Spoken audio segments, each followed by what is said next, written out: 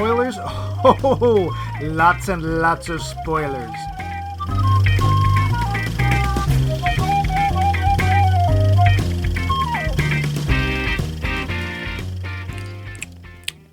So I was down, where was I? I was at that place in London. Oh, yeah, Portobello Road.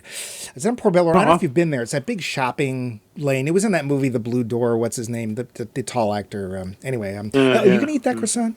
Yeah. Yes, I am. Oh, all right. Well, yeah, 2 croissants. Thanks. So I was having chicken, and they have this chicken in this little restaurant, Moroccan or Middle Eastern, I don't remember.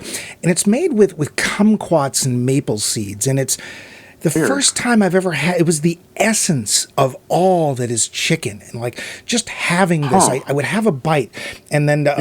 pass the salt. Oh, yeah, sure. You got ketchup? Yeah. My mind was like blown. It started expanding off and remembering these random things that just sort of started connecting this Italian order of monks. I don't know if you've heard of them. It's Italian order of monks. They only read Latin. Get this. They read it through... pork chop. They read the old Latin through these dirty glasses or the cracked lenses because they want to work at it. They don't want to assume anything. They want to understand the true meaning of holidays. Excuse me, that include pork, and they would. Then after they would gather all of that information and their minds would be expanded. I'm sitting here eating chicken. They're eating pork. Well, not eating pork. They're reading about pork. But they would go off and find these old tomes, that were the first written encounters with people that had no writing. And they would talk about their ancient traditions, where men and women would dance with celery. And they would try to find a better connection between humanity, the universe, and beer. And they would just... Mike, can we get to the damn movie already? Movie? Yeah. We're here to talk about a movie. Oh, movie. Yeah. Right, of course. Here at Max Mike Movies, we get right to the movie. Right to the point. Even if some of the films we watch, don't. Got distracted. Are you sure you're going to eat that croissant? Yes, I am going to eat the croissant. Okay, all right. On my right is the Andre to my Wallace, that main event himself, Merlot Max Levine. Raise a glass, Max. And I am the Wallace to his grommet, malleable Mike Luce. Together, we tackled this week's film, another entry in our series, that sure was 1981, the much maligned, or is it the lauded, My Dinner with Andre. Sure, you've heard of it, seen jokes made at its expense, but have you seen it? Well, I hadn't, and I think it would go a little like this. But first, we have our poll question to masticate over. We asked you, listeners, and... you said. It means to chew. I knew that. We asked you, listeners and non-listeners alike, what movie do you think would be improved if it was told from the point of view of one of the side or supporting characters instead of the main character? You responded thusly. Weasel Dan's, his totally real name, offered up, quote, was just talking about this. I think the recent Black Widow movie would have been much better received if it was actually a Yelena movie rather than a Natasha prequel. Florence Pugh, or Pugh? Don't know. Pugh, I think. P-U-G-H, is great and funny, and they really should have just told her story with flashbacks of Natasha rather than making it a Black Widow prequel film, end quote. Thanks, Weasel. Did you see it? I did. And that's an interesting point. I mean, I enjoyed it, but there is something weird when you're like watching a character and, spoiler alert, yeah, she's already dead. Yeah, fell off the cliffs of insanity. That's a real deeper. Good luck with that one. Yeah. I watched it with the Weasel and don't remember a thing about it. Anyway, Matt Reisman had a detailed answer in, quote, too many Sherlock Holmes movies are told with Holmes as the point of view. It worked better to have Watson as the point of view character in the short stories and novels because we, the audience, can better identify with it. Similarly, I think many superhero stories work really well when told from the point of view of an informed friend or sidekick. The genre is sufficiently well tread in film now that I think something like Superman from Lois's perspective would be compelling, end quote. That's a lot to chew over here, Matt, but thank you. That's really very interesting. Chewy. Yeah, very chewy. Ed Shields chimed in with, quote, maybe the Eternals movie would have been better from Dane's perspective, end quote. Could be. I haven't seen it. Neither have I. Therefore, I'll say sure. Val Coons. Huh. Never heard of her. She answered, quote, what if Key Largo was told from the point of view of Gay Dawn, Claire Trevor, who won an Oscar for this role? And To Have and Have Not would definitely be interesting to see from Marie Browning's, Lauren Bacall's, perspective. Better? I don't know, but interesting for sure. End quote. Yeah. Interesting indeed. And I just recently rewatched To Have and Have Not. Gee, I can't for the life of me figure out why Humphrey Bogart would fall in love with Lauren Bacall. Oh, yeah, that's absolutely baffling. I can't figure it out. She's just, the character and the actor are both very interesting, and sure, I'd like to see anything from her perspective. So thanks, Val. Last but certainly not least is our friendly Canuck Vince, who, using the website, commented, quote, Jinx in Die Another Day, she was so much more interesting than James Bond. In fact, she should have been James Bond in that movie. Halle Berry managed to steal the film, and I wanted to know much more about her, end quote. Vince, as always, earns triple bumpy bucks without pucks among them. That's because he uses the website like a good boy. Thanks, all. So, Max, what about you? Which movie would you like to be told from a different perspective? I always kind of wanted to see a Batman movie told from Alfred's perspective. Be a lot of cleaning. Well, yeah, but it'd be really interesting to just like, oh, Master Bruce is at it again, or seeing him, all right, how much damage did you do to the Batmobile this time? And what, all right, Clayface left some sort of slime all over your costume. It's going to take forever to get that out. Or, you could actually go outside during the daytime sometime, Bruce. Yeah. I wouldn't mind actually seeing it from an actual teenage Robin's perspective, because it would be interesting. I'd also like to see Lord of the Rings from the Rings perspective. I mean, sure, it spends a lot of time in a pocket, but Yeah, or down somebody's shirt. It's like, hey, what's going on out there? Ow, hey, it's dark. Gosh, it's Quit bumping Harry. me around. Hey, are we in Mordor? I can't tell. Take me out. Show me. Oh, he's putting me on. Oh, baby. Oh, okay. That was perhaps a little too far. I think that was the porn parody, Horrors of the Rings. Oh, there was no. Oh, there probably was. Yeah. Don't never say there wasn't one of anything in the porn genre, because there was. Well, as soon as we said it, there is. So there. Yeah. But we'd like to thank you all for answering. We love all your answers. This week, unlike every other week, we have a new poll question to present to you. Answer through means both mysterious and manufactured, and you will win Bumpy Bucks, the cryptocurrency that keeps your intestines free and clear of nasty flux and paste. We'd like... well, it does. We'd like to know, and this is a dangerous question, but we'd like to know, do critics' opinions actually influence whether or not you will see a film? Not counting us. No, well, of course, we obviously influence tons, many. You. Two. If so, in what circumstances? We really look forward to hearing your answers, and we'll tell you how to answer at the end of the show. But back to My Dinner with Andre and its trivia. The show. Budget. $475 million. Okay, $1,000. I was going to say. Take. Even after, quote, staying in the theaters for a year, end quote, this indie only took in $15,000. So I guess there will be no My Dinner with Andre 2. The Wrath of Wally. I thought it was The Wrath of Shaka Andre, but okay. Believe it or not, Andre and Wallace stated that they're, quote, not playing themselves, just characters with their own same names, end quote. Sure. All right, their own same names, jobs, and girlfriends/wives. Yep. I checked. Yep. Andre's wife actually is nicknamed Chiquita. Yep. Her name's Mercedes. Yep. And Wallace's girlfriend is Debbie, I think. Debbie, yes. Who is they never got married, I don't think, but they're still together. Yeah. Sure. Yeah. No. But it's not them. To be fair, Wallace Shawn did say if we ever remade the film, no. Oops, spoiler, that he would switch parts with Andre just to prove his point. Huh. Sure. Okay. Not at all filmed in New York, at least not the dinner scenes. This was shot in an abandoned hotel in Virginia in winter with no heat. So there's actually one point where they're talking about electric blankets, and Wallace Shawn's like, ooh, cuddly, warm, nice electric blankets. And Andre's like, no, you must not fall into the trap of the electric blanket. Apparently a lot of the cast and crew were using electric blankets because it was cold. This was Andre Gregory's first film. You might know him from... Yeah? This was Roger Ebert's pick for Best Film of 1981. Wow. Yeah. Okay, well. In a rather interesting quote, Wallace Shawn said that he wanted to make this movie, quote, "I actually had a purpose as I was writing this.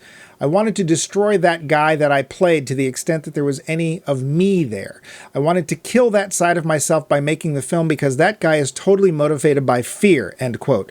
And you can kind of see that if you're still awake. This movie, while perhaps underseen and a total indie darling, has been satirized in such places as The Simpsons, a Far Side comic, Frasier, Community, and of course, on MST3K. There's also a comic short called My Dinner with Andre the Giant. Which, yeah. Siskel and Ebert would vote this one of the top 10 movies of the 80s. Huh. Max, do you have any trivia you know about this film, or little bits and pieces? Just again, that while Wallace Shawn saying the characters and him, they both started out as playwrights. Yeah. And end up that way. In New Wallace York. Shawn would go on to do... Wallace Shawn would go on to be one of the best Ferengi ever on a Star Trek show. So, This is true. More than once. And, of course, also the voice of Rex in the Toy Story movies. Oh, that's right. And many... He was in Princess Bride. Yep, Princess Bride, Wasn't he a Clueless. boyfriend on Taxi, I think? Yeah. Yes, he was Elaine's boyfriend in a couple of episodes of Taxi. I remember just thinking, that takes some real nerve, because Marilu Henner is this bombshell and Wallace Shawn is Not, and yet in the character was absolutely adorable, and you're going, yeah, I totally get why she'd be into him. If I remember correctly, it finally came down to he wanted to marry her. He really liked her kids, and she Kids had to loved just him. face the fact that as much as she liked him, she just didn't love him. It was very touching. Yeah. For Taxi, one of the many TV shows where Tony Danza plays a character named Tony. Anyway, it makes it easier to remember his Part of his process. Sure. I'm going to go to the plot. Semi-successful playwright and actor Wallace Shawn sits down to dinner with his friend, theater director Andre Gregory, to find out where he's been for the last 5 years. There's a lot of talking during a meal at a high-end New York restaurant where we never find out if the soup is any good and if Wallace can get over the fact that quail are so small. But we do hear Andre's insight into what it means to be human, or perhaps what it means to not be human. It's nearly 2 hours of talking. Let me repeat that. It's nearly 2 hours of talking. And then the conversation's over, with Wallace taking a cab home, ruminating over what he's heard and the fact that he tells his girlfriend all about the dinner. The end. The lowdown. Yeah. I have to say, it was the easiest plot summary I've ever written. I could really just have written 2 guys sit down at dinner and talk for 2 hours. Yeah, that's pretty much the plot. Yeah, I thought I'd add a little bit more. My usual question, though, Max, and I think I already know the answer to this, did you see this before needing to watch it for this show? Yeah. I saw it when it came out. We'll ask about your opinion when we get to the end of the show. I do want to applaud you for going. I can't imagine it was easy. You must have been at one of the art houses or... Yeah, it was one of the movies I saw with my father. We saw, I think, at the Nickelodeon. Oh, okay. And, I remember it was one of the only American movies my father ever wanted to see. Really? Yeah, he usually tried to drag me to Bergman or French movies. Or Did your father have trouble sleeping? No, my father doesn't like anything with... He didn't used to like pretty much anything with, happiness in it. Oh, well... Yeah. This might have been a good film for him then. Well, here's a question I'd never get to ask. Do you remember what his reaction to the film was? He thought it was pretty interesting. That's about all I remember. I can maybe understand that. Okay. So this film obviously takes place in 1980 or 1981, which is when it was released. Wallace Shawn at one point says that things are getting tough as he's 36. Looking at him going, do you mean 42? Or... He looks he was born in 43, so he would have been about 36. I guess 36, something like that. I found it a little hard to believe. He looks a little older than that. He acts a little older than that. Well, he always has looked. I think he's one of those people who is born looking middle-aged. Yeah. This was an interesting point in New York City's history, because this is the late 70s, early 80s, when New York City was, shall we say, not doing well. And it shows, because he gets on a subway train at that point, and the subway train is just covered top to bottom with graffiti.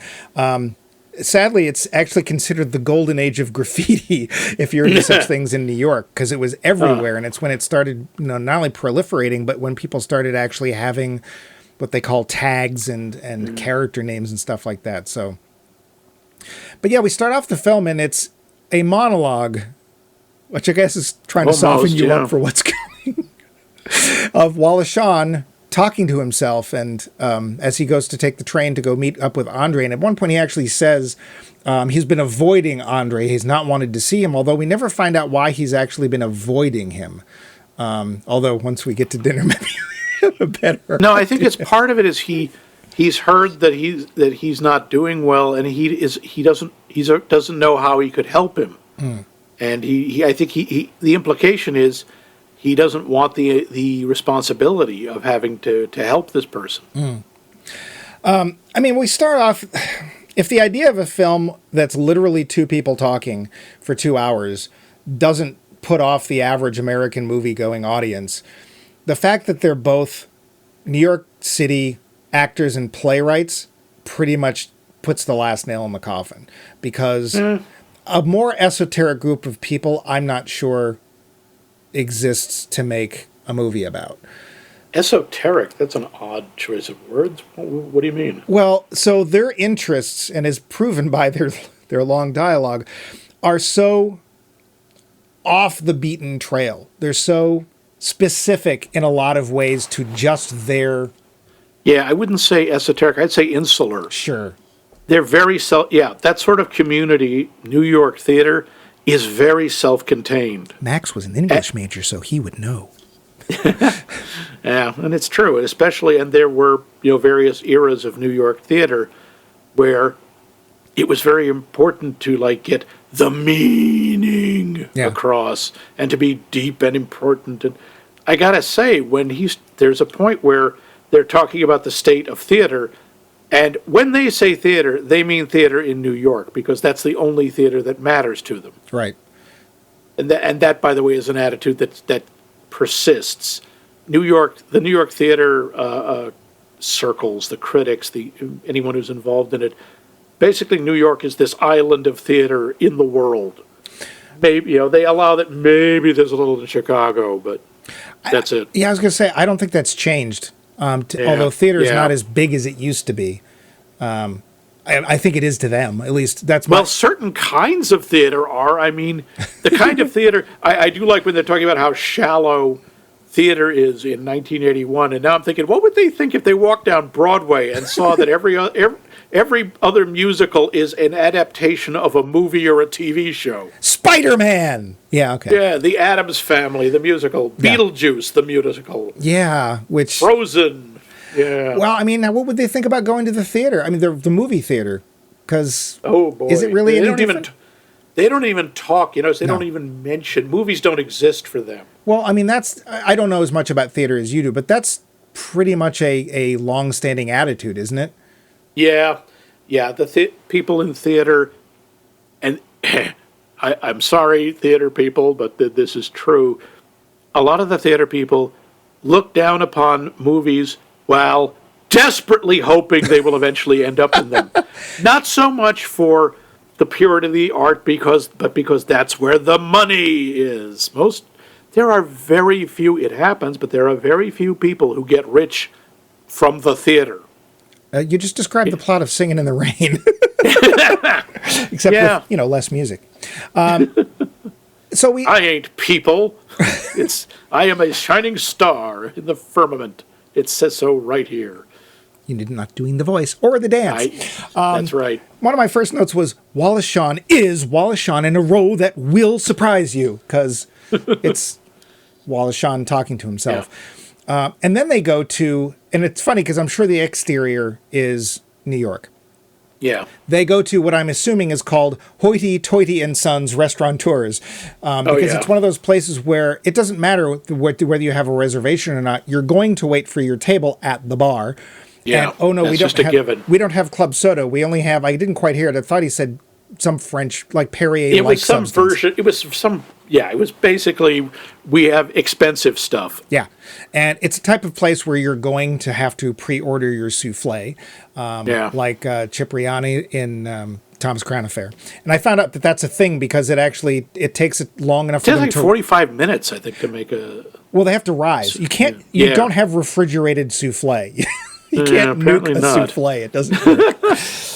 Hey, anybody got a way to do that? You'll have the world beat a path to your doorstep. Yeah. So he gets there, and he at first at least I got the impression that he was a little out of his league for this restaurant. Like he understood it, but he wasn't comfortable in it. And he couldn't read the menu. Well, that's before he even sits down. When he's at the bar, it sort of felt like, oh, you don't have club soda. It's like, oh, no, sir. We have only French cat gargle and nothing else. Oh, well, that'll do. Thank you. Very good, sir.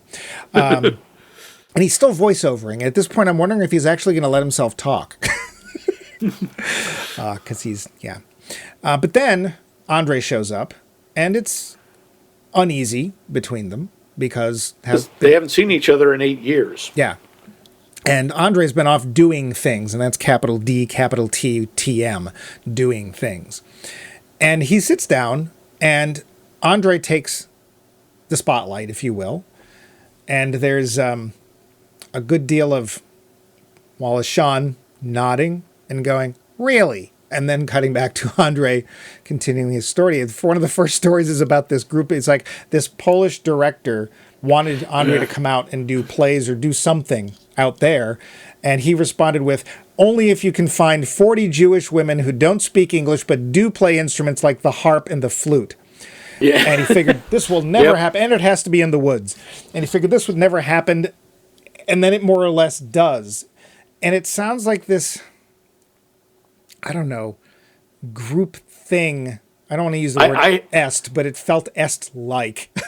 My note is, sitting in a Polish forest with 40 people you can't understand who play instruments sounds like the worst LARP imaginable. I said they needed D&D. Because the whole idea is they're supposed to be improvising. Okay? They're supposed to be creating a theater. And he describes this whole thing where they baptize him. Yeah. I guess this one night on a hill with wind and remembrance or something. The winds of remembrance. And it goes on. And then he talks about this evening that he had somewhere else, this incredibly interesting evening he had with these people doing this thing. And my note was, when is an interesting evening uninteresting? When somebody else is describing it. Except he does describe it pretty well. Yeah, but here's the thing. So we deal with the Polish forest. I wish I was making this up, but I'm not. And then we go on to this evening, which quite honestly, the details of the evening, I don't remember. Did you find a point between those two things? Nope. Okay, yeah, me neither. Like, and this comes up a lot. I found it had a lot to do with what Andre's character, if you will, because it's not the real guy, I guess. I don't know anything about him, so if he says it's not him, whatever. They definitely could use some D&D, though. I was at this point wondering, well, now, sometimes, especially in theater, and they talk about this, I think, in the film, which I thought was actually kind of interesting, they would occasionally, in their groups, and I think they're referred to a Chekhov play, is they would take the actors and they would put them not in a direct rehearsal, but they'd say, we're going to take your characters and put them in a different situation that's not in the play and have you improvise that to help you get more and more into the character so that you realize who you are whenever you're doing anything. And this is kind of an interesting actor's exercise, I guess. And they talk about that, but then the rest of it seems to be, well, we're just going to improvise who we actually are. And that seems to be a central thing of Andre's. Well, one of his theses. Or is it feces? Where he thinks people should improvise being themselves, which of course is very meta because that's entirely what this film is. Well, a big part of what he's talking about, and I think it's one of the themes of the movie, is he says it's very difficult to actually be yourself because most of the time you're playing a role. Mm-hmm. He says most of the time I'm playing being a husband, I'm playing being a father, I'm playing being a director. I think that kind of fits in there. Well, how do you think? What do you feel about that as a thesis? I think it's an interesting point. Okay. It's the whole idea of that we wear different masks, that we have different personas that we use in different parts of our lives. And some of the argument is that some people argue, well, yeah, that's just the way we are, the theory of the thousand faces. But some people say, no, that's what we create to create a barrier between ourselves and the world. I don't know which I think is accurate. So when I put on a mask and go out and fight crime, you're saying me putting up a barrier between myself and the world. Well, that's because you're asking the question, where are they? Yeah. So Batman. I'm going to bring Batman into my dinner with Andre because why the hell not? I got to say, with this, in terms of this is kind of a pretentious element, but this movie kind of invites that. Yep. It reminds me a lot of, if you've ever, one of the things I was forced to read in school was the dialogues with Socrates, where Socrates is talking to this guy named Crito. You know where I'm going with this. No, I thought Socrates who said, I drank what? Go ahead, I'm sorry. Same guy. Yeah, but it's not really a dialogue. The whole thing is Socrates going on and on about his philosophical beliefs. Crito's lines tend to be, really, Socrates? Is that so, Socrates? How interesting, Socrates. And the first hour of the movie is kind of that, and I got to say, Wallace Shawn, does some of the best acting of his career, because he looks fascinated the whole time. See, okay. That's really impressive, because, my God, I would be... can we get some more bread over here? Huh. See, is that Ted Kennedy over there? No, he's dead. Ted Kennedy wasn't dead in 1981. Oh, that's true. I'm going to disagree. I'm not going to disagree that I think it's some of his best acting. I just don't think it was there. Because my feeling watching Wallace Shawn was he's sitting there, whenever he would say, and it literally is like Max said, for the first hour, he does nothing but go, really? Then what happened? Uh-huh. Oh. It looks to me like he's thinking, I think you're lying, Grandpa. Like he, to me, does not look interested, and he thinks, I think you're full of poop. And I didn't get that at all. I did. That was how because he looked like he didn't even understand. It's like, what are you? Wait, you were in a field and they blindfolded you and they stripped you naked and then they put you in a grave and then they pulled you out and it was what? And I'm not making that up. That's actually in the movie. Yeah, that's one of the stories. That's one of the creepier stories, which, by the way, has some of the oddest camera work in the movie. Did you notice that? You get very close to, especially to Andre. It's one of the only times there's a slow zoom. They actually they move in closer and closer on his face while he's telling that. Well, now, how did you react to that? Because I'm actually very interested to hear this. Like, what did you think about Andre in that moment?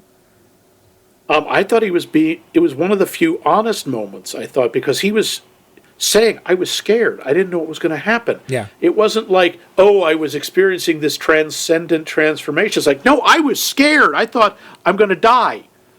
This is like some kind of, as you say, I was thinking of, secret police and concentration camps and execution squads. Yeah. I also was sitting there wondering, did they give him his clothes and his stuff back? He never said. Because they do this. He points out that they took all of his possessions and all his clothes. They had him write out a will.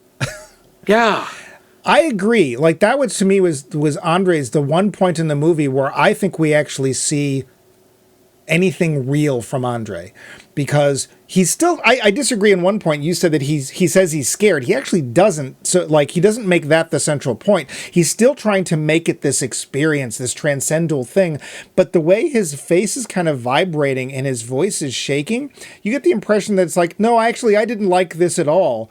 But he didn't want to admit it because somehow admitting it would make him one of the robots, one of the zombies or something. But it did give the idea that this had a profound effect on him, and it wasn't just... A lot of his stories sound like, spoiled rich guy stuff. Yeah. Like, so then I was in Nepal, and I was working on a yak farm, or I met this Japanese monk when I was over here. And a lot of it's just... When people tell stories, and they all begin with, when I went to... Yeah. It's usually it's a kind of bragging. Yeah. And I think there's some element to that, to Andre. But the other thing there's a lot of unspoken privilege here. Oh, yeah. Because underneath all of this is, you could afford to do this, to just disappear for 6 months and go to, Trinidad or, Cleveland or wherever the hell you went. And he just talks about it like it's nothing. Like it's just, oh yeah, we went here and I spent all this time there. And it was then that I knew Pittsburgh. Yeah, that's how that's a deeper. Yeah, I spent this whole time peeling hard-boiled eggs in a kitchen in Sri Lanka. Yeah. No, and I think Wallace Shawn actually says something like that, or to himself in the beginning of the film, where he says, I think there's money in the family, or maybe Chiquita has money or something. That because the best we can see for the last 8 years, Andre has done nothing. He's not put on a play. He's not acted. He's not written anything. He's just gone off and had experiences. He actually reminded me of a character from a very different film called High Fidelity. Have you ever seen that? Yeah. Oh, sure. So that's a film. It's got John Cusack playing John Cusack. But I like John Cusack, so it's okay. Yeah. And one of the things he's doing is, first, he's treating his girlfriend like crap because whatever. But then he decides he has to figure out what's wrong with him, and he starts going into his past to finding all his ex-girlfriends to find out why they're ex-girlfriends. And the one of them is played by Catherine Zeta-Jones. Her name is Charlie. And she is this magnetic, interesting, rich, everybody wants to go and have sex with her or be with her character that never really seems to latch onto anybody for long. And she's utterly bored with the idea that he's come back to find out what was wrong with her thing. And he talks about her, and there's this dinner party with these people that he gets himself invited to, and she's going on about all these things very much like Andre is. And in the middle of it, John Cusack's character suddenly realizes that she's not really magical. She's a bore. Because it's all about her. And she's never really showing any interest in the people around her. And Andre talks about how people don't relate to people in 1981, and how that a lot of these experiences are supposed to open his mind and let him see the real world, blah, blah, blah. But he never really asks Wallace Shawn anything, at least not for the first hour of the film. He does say at one point, though, this, all the stuff he's done, that's just the story of some spoiled princess. Yeah. It's like, okay, that's surprisingly self-aware. Of course, then he goes on and compares himself to Albert Speer. I don't know who that is. Albert Speer was a high-ranking Nazi. That's right. Rise and Fall of the Third Reich. And also, that to me sounded like the voice of privilege.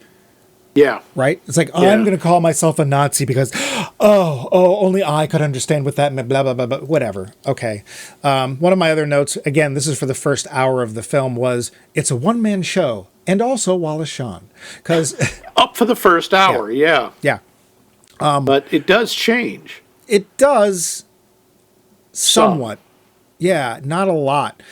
And I always wondered, part of me did always wonder what a movie could talk about for 2 hours. I'm still wondering. I think they raise a lot of interesting points. I don't know if they go anywhere with them, but I mean, they're dealing with, human interaction, the nature of love, the nature of intimacy, right, the nature of truth with yourself, all that stuff. Oh, that's illegal in most states, Max. Not supposed to. Don't touch that. Yeah. I gotta say one thing. Andre normally would seem to me, I assume, totally self-absorbed, totally self-interested. In a lot of ways, he is. But when Wally is talking, and I say Wally because he calls him Wally. Right.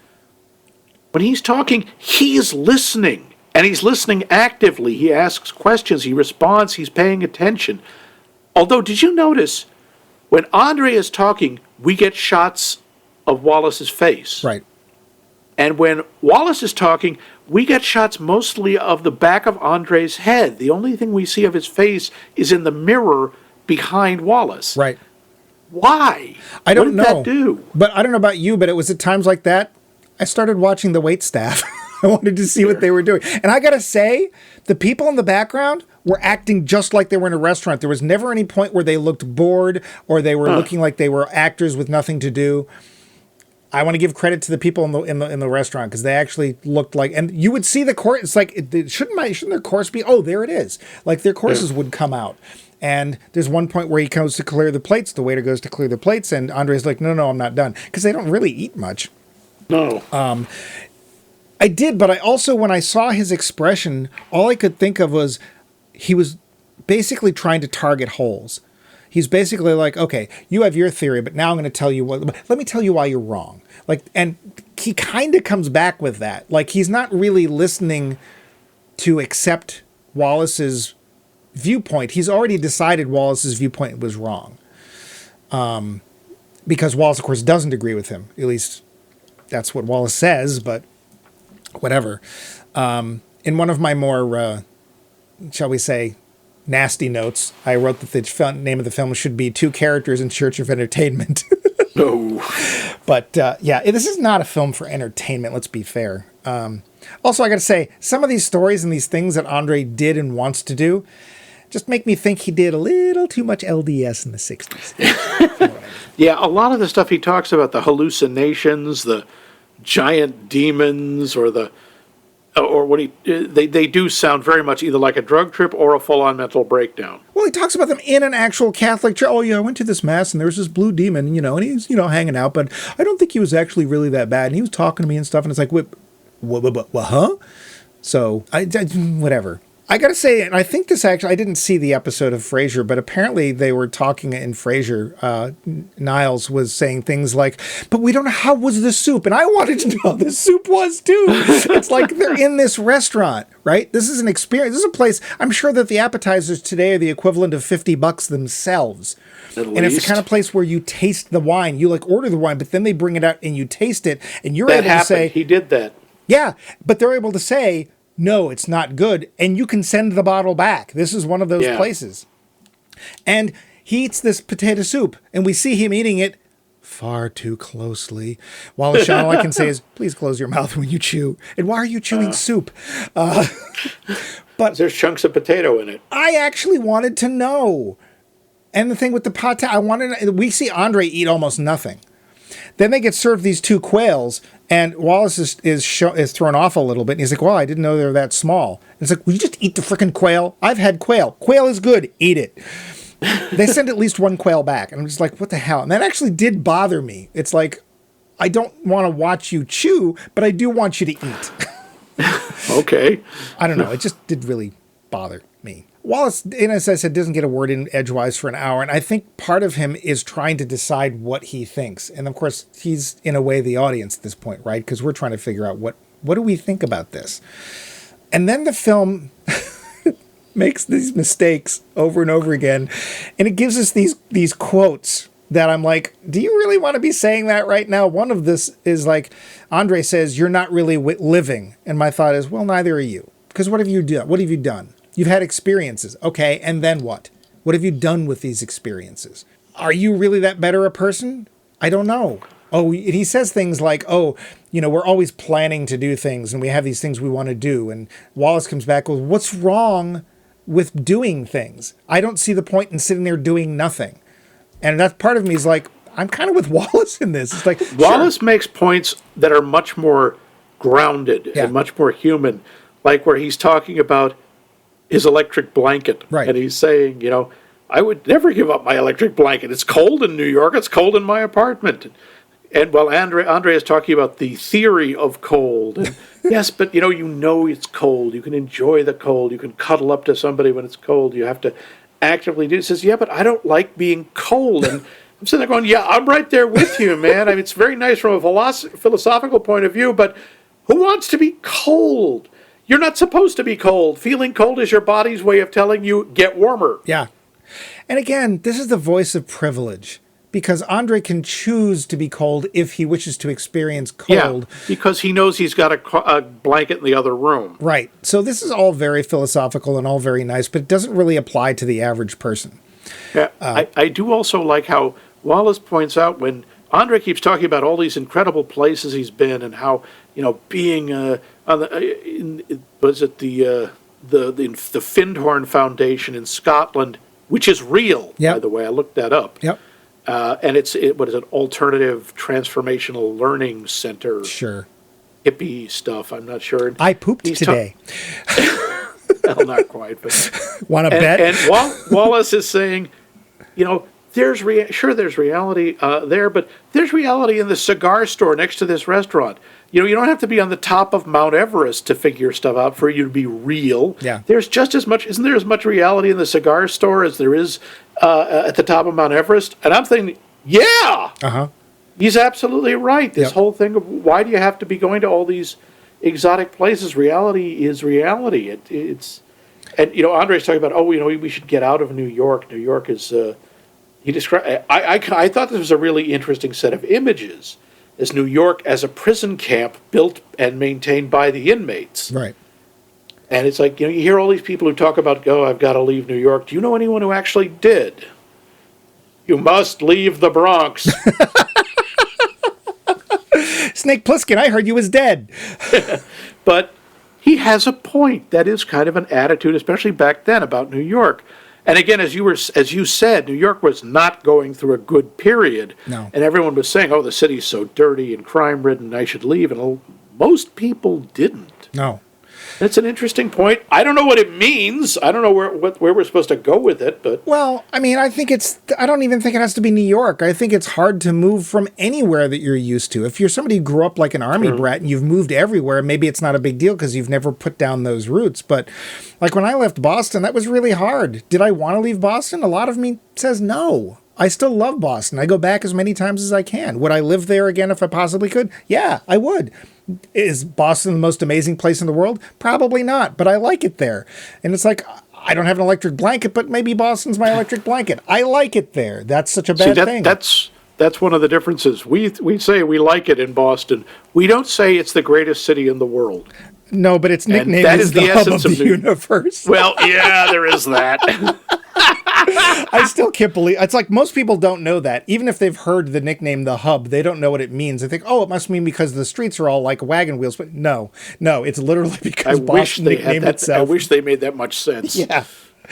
Other quotes that I'd like to bring up, literally from this film. Quote, "It's like being lobotomized, like watching television," end quote. Or this movie.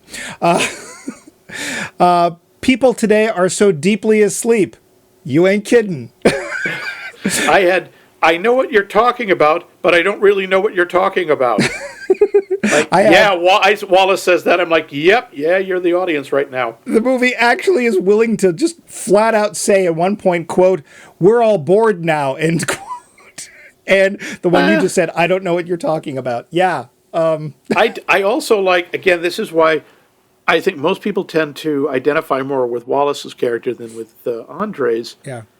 Andre tells this convoluted story about finding this old manuscript and opening it to this page, and there are these handprints on it, and like 3 of them are from people whose first name is Andre, right. And the 4th is from this guy who wrote The Little Prince, and he'd just been reading The Little Prince, and he was like, it's like a message to me. And Wallace Shawn says later, and he has to wait for this till he's realized that Andre's not just going to shut him down every time, I think. He says, I don't believe that. He says, look, I when I get a fortune cookie, I read it. And I'm going to go, and if it says you will have a conversation with a dark-haired man, I'm going to start thinking, who do I know with dark hair, and have I had a conversation? But I don't think, but also I know this was written in a factory somewhere and put in this cookie and has nothing to do with me. And it's just a coincidence. And he's like way less self-centered in some ways, way less self-important than Andre is, because some of this is just coincidence. It's not the future speaking to us. It just happens. Yeah. And one of my other notes followed up for this is Andre is a guy who reads, he travels, he observes a lot, but he does nothing. And one of his things was saying that doing nothing sometimes is a good thing. And I'm just like, hey, dude, it's your life. Do whatever you want with it, but don't. I think this is one of the big problems I have with Andre is saying this is how you should be. And Wallace is saying this is how I am and how I like things. And this is where historically, as long as there's been humans, people get into trouble is when they start telling other people how they should live. Now, would Andre be happy watching cartoons and eating Cheetos? No, that's not going to be for Andre. Does that mean that he should damn the person who likes to do that? No. Should that person perhaps maybe branch out a little and look at things other than Warner Brothers cartoons? Maybe. No. I'm sorry, what? Maybe, but that's not for anybody but that person to decide. If that person lived their entire life, and he talks about this woman, it's like, oh, all she would ever eat is chicken, and then one day she died of malnutrition, and it's like, I bet that's not true. But anyway, he's like, because she never knew anything but chicken, which she loved, she missed the whole point of life. And it's like, did she? Maybe she was happy. You know, I have a hard time arguing against, I was happy. That's a pretty good life thesis to me. Again, that's what Wallace says. He says, what's wrong with enjoying things, with like enjoying little things? Like a cup of cold coffee from the night before. Yeah. Ew. But yeah, well. I think he makes some good point. Andre points out stuff about like enjoyment or whatever these things separate you from reality. But as you say, he's like trying to set up a universal paradigm, something that is good for everyone. And Wallace is much more realistic and says, this is what works for me. And I don't know if it's the right thing for everyone, but I think it works for me. Yeah. What did you think also of the Jimmy story? Where Andre's talking about the doorman at his building. Oh. He says, and he calls me Mr. Gregory and I call him Jimmy. And I realize, that he says, what's the difference between that and being a plantation owner with slaves? Well, I'm going, dude. I think Jimmy can quit and get a different job. That's the big thing Jimmy has made that decision. If he really wanted you to call him, Mr. Stewart or whatever his name might be, there's no reason Jimmy Stewart couldn't have worked as a doorman. Then he would introduce himself that way. But he did have... Andre could take the step and start calling him Mr. Stewart.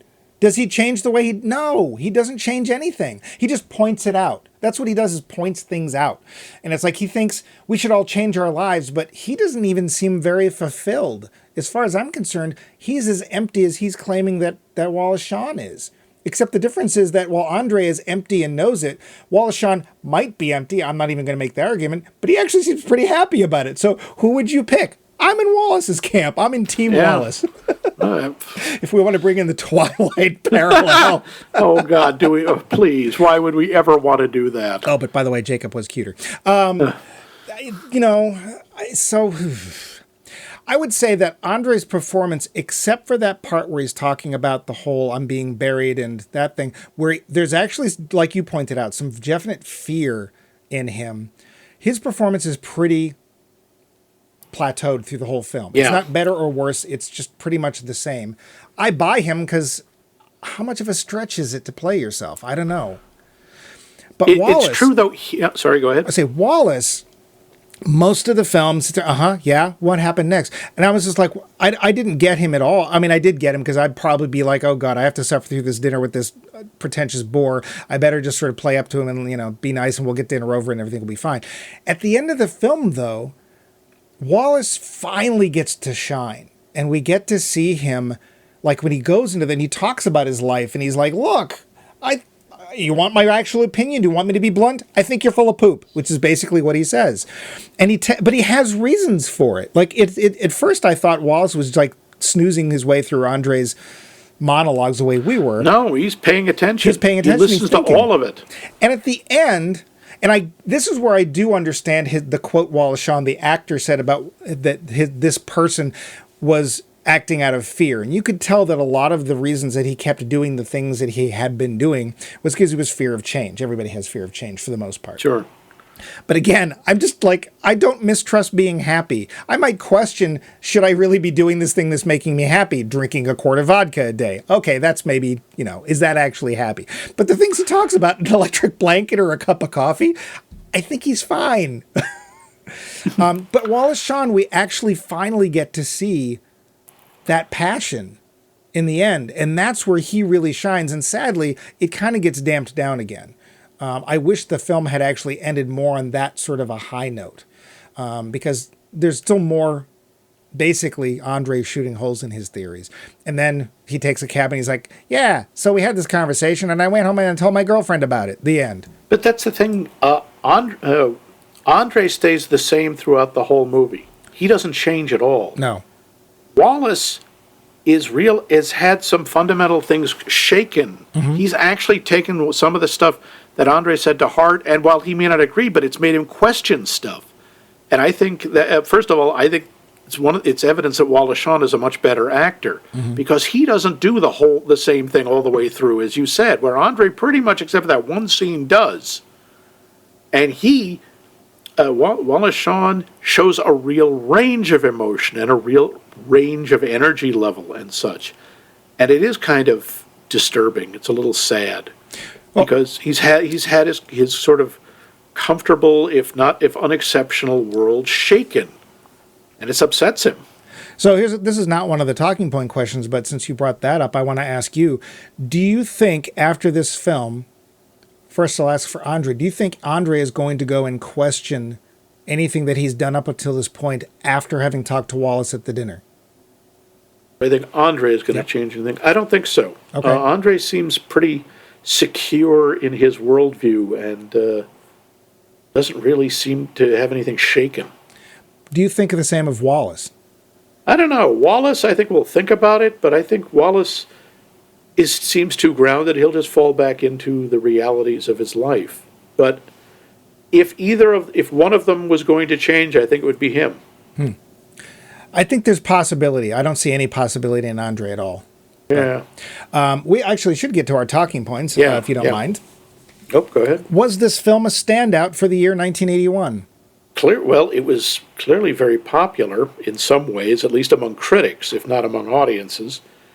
I got to say, I think it was a remarkably brave thing to do. This is a really bold choice for a movie.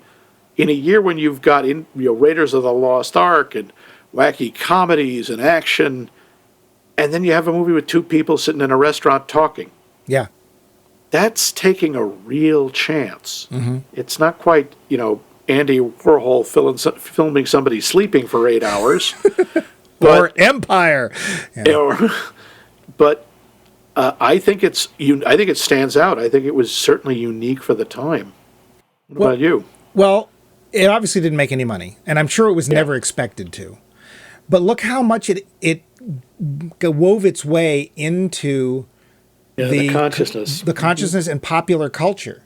Yeah. Now, admittedly, a lot of those things are from other creative people, most notably other movies and TV shows, although the fact that Gary Larson worked it into a Far Side cartoon, I think is great. The fact that it worked its way into The Simpsons, I'm surprised we haven't been in a Simpsons episode at this point. Yeah, well. But the point is, when you do stuff like that, it's with the idea that the audience will understand what you're talking about. So even if My Dinner with Andre was not a film a lot of people saw, a lot of people knew about it, enough so that they could make a joke in The Simpsons about it and know that the joke would be got by a fair percentage of their audience. So in a way, yeah, I think it was a standout for 1981. And like you said, very brave because it is just two people talking. The only action is Wallace Shawn getting to the restaurant and Wallace Shawn taking a cab home. That's action for you. Yep. Did this film significantly affect films that came after it? Well, it became a reference point for an awful lot of things. I think in some ways there's things every so often I see when people like Kevin Smith or Quentin Tarantino who have a lot of action in their movies, but they also have segments where people are just sitting and talking. Tarantino's famous for this. He can have like half-hour segments where people are just having a conversation about Superman or something. Yeah. I think maybe it did. I'm not sure, but I can't point to direct, like, oh yeah, this is right out of My Dinner with Andre, but I think so. What about you? I can't tell. I think that it might even be something as subtle as the camera work, which there ain't a lot of, but it is there. Yeah. And I think that they very carefully crafted, whoever the cinematographer was, I think it was very carefully crafted the way the camera works, the placement. And stuff like that's really hard, at least for me, to track. But it wouldn't surprise me if stuff like that really affected it. I haven't seen any other films where it's just two people talking, and that's fine. So I think if it did, it's one of those films where it's like it's art for art's sake, right? So this is probably big in the acting world. This is probably big in the theater world, although it is a film. And it's probably big in the art house community. Other than that, I don't know. I got to say, though, I could see you just saying that makes me think I would imagine this would be big in theater because this is very like a play. where it's just a couple of people on stage talking. That's what a lot of plays are. Well, here's the thing. Would it work as a play? Because my feeling is that the camera work actually has a lot to do with how it shapes our emotional state whenever anyone's talking. Whereas if it's just two people, you can't really see their faces unless it's an extremely small theater. I don't know. I don't know if it would work as a play. That's an interesting question. I don't think it would. Yeah. I think it has to be a movie. Does this movie reflect 1981? The vision of New York and the New York theater scene, absolutely. That it encompasses a very specific part of 1981, I think. Well, I think the overall feel, especially with like just looking at New York and knowing that it's really pretty shabby at this point, it definitely reflects it. I don't think we really do anything but talk about these two people's views of the world. So we're not talking politics. We're not talking, even popular culture. They never talk about popular culture. So in those ways, no. But visually and even just where they are and how they're doing what they're doing does. Like I would have thought maybe late 70s, early 80s, but they would be right where I think they would be. Yeah, I'm assuming that's intentional. That's why they talk about theater and not movies, because theater's been around for thousands of years, so it could be at any time. Yeah. That's all I got for my notes. Do you have any notes before we get to the big roundup? Because this is a head scratcher. I think I've done all of mine. The roundup. So Max. Yeah. You got me last week. That's not going to happen again. You saw this when it came out. You said you saw it with your father. I did. Remember what Dad thought. Do you remember what you thought? In 1981, you would have been in high school, right? Or somewhere around there? I remember thinking, I like the line about the electric blanket. That was what I remembered. That was almost the only thing I remembered from the movie, even now. Before we watched it again, I remembered Wallace Shawn talking about his electric blanket. Mm-hmm. And I remember thinking, he's the character that, I feel more for. Beyond that, I remembered almost nothing about the movie except that it was two guys in a restaurant and one guy did most of the talking. Yeah. You've never seen it. No, but what did you think this time? I'm not sure. It's, again, I think a very daring kind of movie, especially for the time. I think they bring up some really interesting points. I think Wallace Shawn does a really good job. I think he's actually fun to watch in this because his face is so expressive and his voice, distinctive though it is, it's inconceivable. Carries a lot more emotional weight. That being said, it's 2 hours of people talking, and maybe I've had my pacing ruined by American movies. It's one of the reasons I have some trouble with foreign movies, that like French movies especially, some of which are gorgeous and amazing pieces of work, and have me looking at my watch going, come on, just kill him already. Why don't you kiss him instead of talking him to death? Yeah, pretty much. So I'm not sure how much of it is just what I've been conditioned to. I think as a piece, an example of cinema, this is friggin' fascinating. And it obviously did have an impact because it, like you said, it's 40 years later and people are still making jokes about it. They still make reference to it. Usually it's to make fun of it. Mm-hmm. But it's still there. Mm-hmm. And so I think it's a significant piece. It's not, if you're looking for something fun, it's not that. Yeah. What about you? I hadn't seen it before. I was the one who chose it because this is one of those films that pops up and it's like The Amazing My Dinner with Andre, or it's a joke or something. And I'm like, it's consistently made the list of top 50 best indie films. Yes. For the last 40 years. Yep. I think it's a very difficult film to watch because it's so boring. I got to say it right out. It's boring. The first hour of the film where we're just hearing Andre go on and on about how amazing his life has been and all these weird ass, like at first I thought, is this improvised? Because like how could you make this up except by making it up? Except apparently he didn't.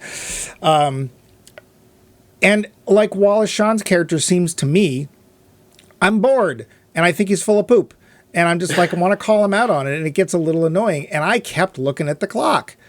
The problem is when you get to the last third of the film, the last quarter of the film, that's when it pays off. That's when Wallace Shawn finally speaks up. And you're like, oh, thank God somebody's talking like me. Yeah, I'm sorry. I don't have a problem with little creature comforts that make me happy.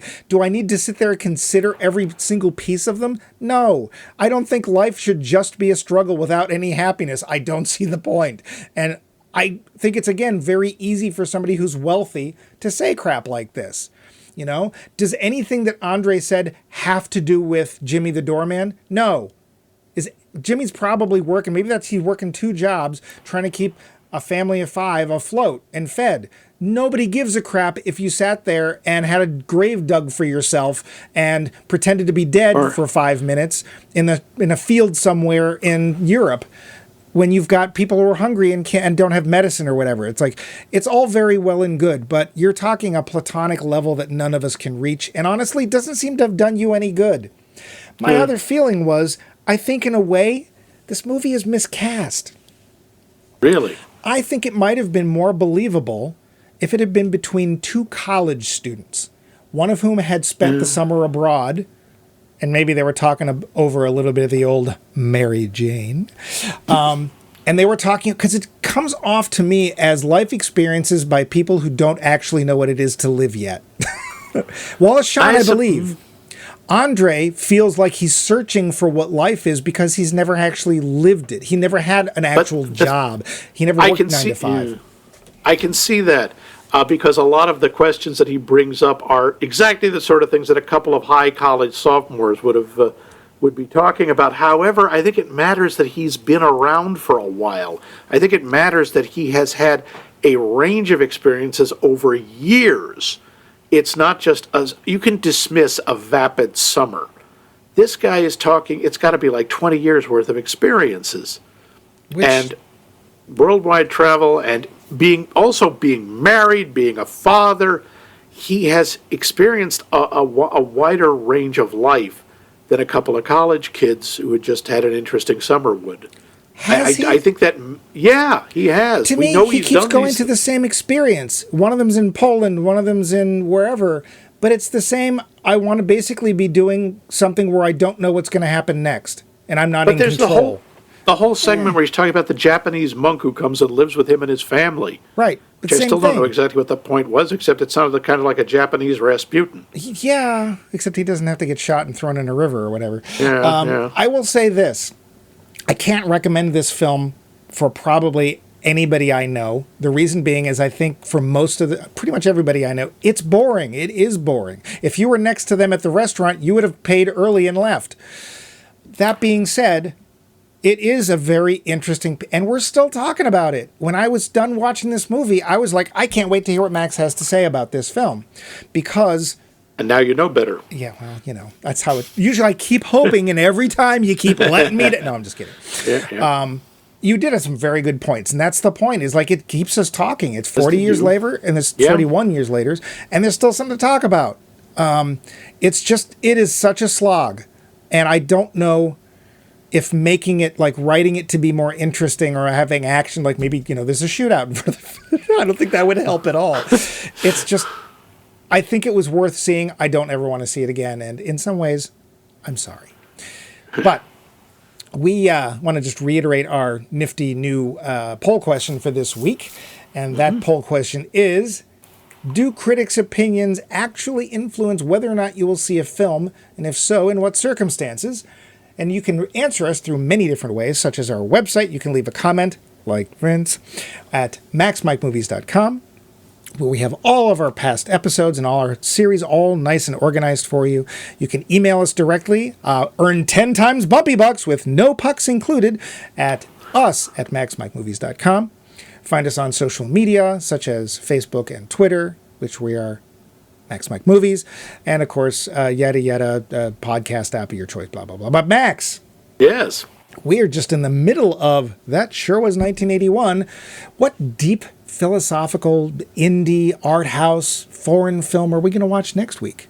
Well, I really wanted to keep with the same spirit of deep intellectual exploration and spiritual journeying that we have in this movie. So I believe we're going to go with the classics in terms of classical Greek mythology, in terms of Clash of the Titans. Wait, is that the one with Larry Olivier as Zeus? It's Sir Lawrence, thank you very much, and Harry Pied Piper of Hamelin, and I think, wasn't it the last Ray Harryhausen? Might be. All I remember is there's a robot owl, which is not at all like R2-D2. Yes, which was unfortunately named after a plague scab, a bubo. I think it's maybe buboes, but yeah. That's okay because they this one's a real winner, folks. Yeah. And it's a real interesting contrast because it is classical literature. This was classical theater, so whatever. So next week, Bubo, won't you? Yeah. And I would like to point out, Andre did pick up the check.